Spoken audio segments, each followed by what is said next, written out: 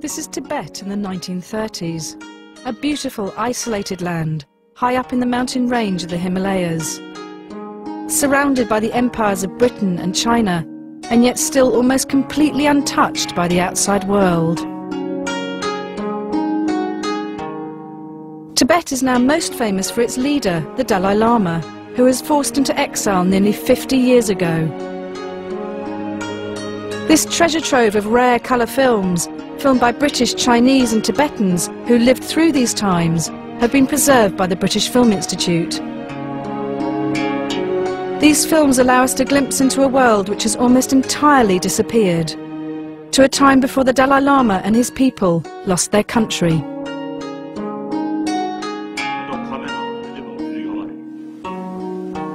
Oh, father! I think my father.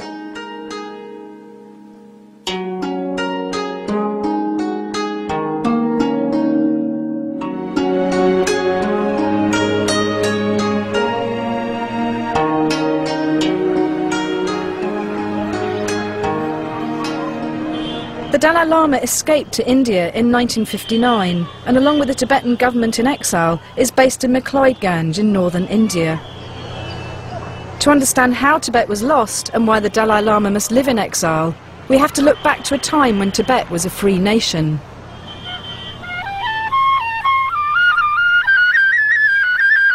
This is Lhasa, the capital of Tibet, in the early 1940s. This film is of the main shopping street known as the Barkor. Despite being shot in the 20th century, it looks medieval.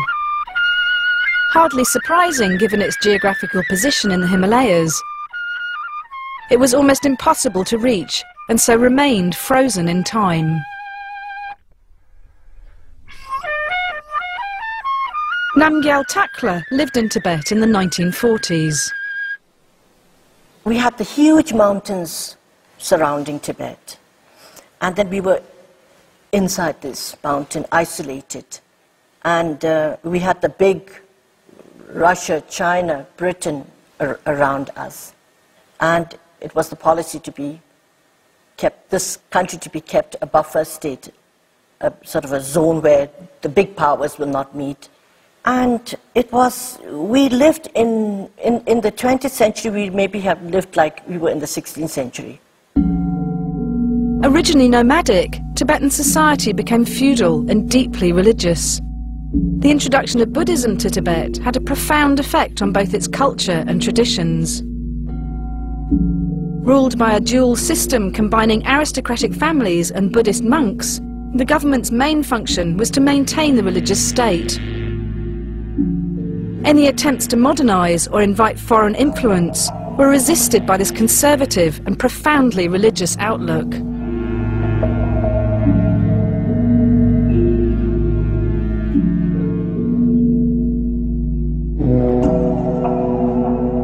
Life in Lhasa was dominated by a huge number of religious festivals, which involved most of the city's population.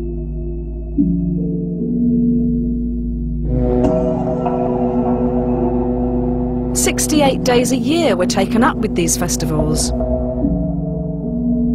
Since the Chinese occupation of Tibet, all of these festivals have been banned.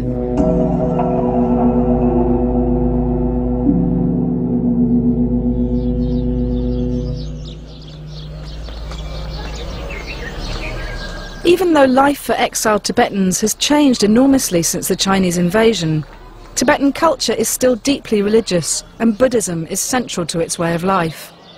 Tibetan prayer flags still hang in holy places. Each time the wind blows, the prayers that are written on them are released into the universe. Buddhism arrived in Tibet in the 7th century, 1,000 years after it began in India. Focusing on the attainment of a deep understanding into the true nature of life, all Buddhists believe that the path to true enlightenment is through the practice and development of morality, meditation and wisdom. At the time these films were made, monks made up 20% of the male Tibetan population. Every Tibetan family, rich or poor, sent their youngest son to a monastery as a spiritual and religious duty. Because monks had a higher social status than peasants, poor families readily gave up their boys in the knowledge that they would be looked after financially for life. These boys would have just arrived at the monastery. Some were as young as 7. Even though in theory they could give up being monks if they wanted, they'd expect to stay there for the rest of their lives.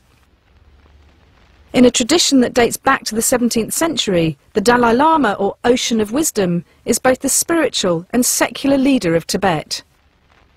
The present Dalai Lama, who is the 14th, was found while he was still a small child. All Buddhists believe in rebirth and reincarnation, but the man they refer to as His Holiness is something very special. Some even see him as a god king.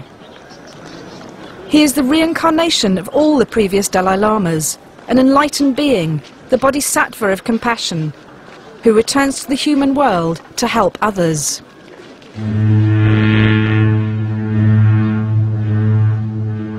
When the 13th Dalai Lama died, his reincarnation, a 3-year-old boy called Tenzin Gyatso, was found, some 600 miles from the capital, in Amdo, a province in the far northeast, close to the Chinese border.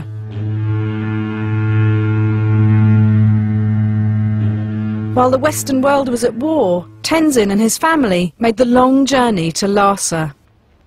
The 14th Dalai Lama arrived in October 1940. By now, he was 5 years old. He was accompanied by his father, mother, and 2 elder brothers, Lobsang Santen and Gyalü Thondup. Oh, father. I think my father. Father, yes. Oh, my mother. Oh, this is elder brother, whom I bully.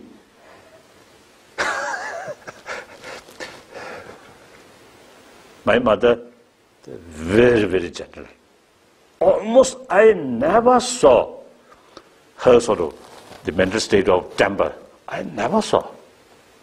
Very gentle. Always smile.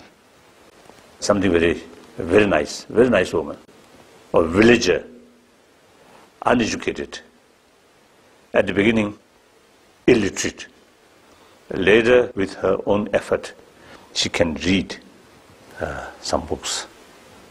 Now here, yes, my father with mustache. He very much interest, keep his mustache very, very organized way. No, not like that.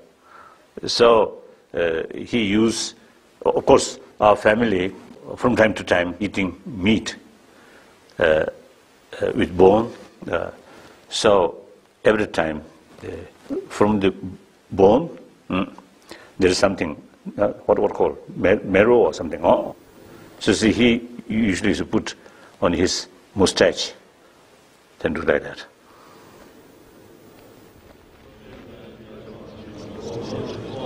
From the moment the young Dalai Lama was found, he was revered as a god king.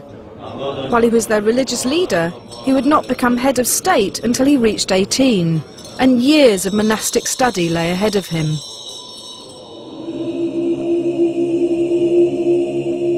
The balance of power between the government and the religious elite was maintained through the ceremonies and rituals that dominated life in Tibet.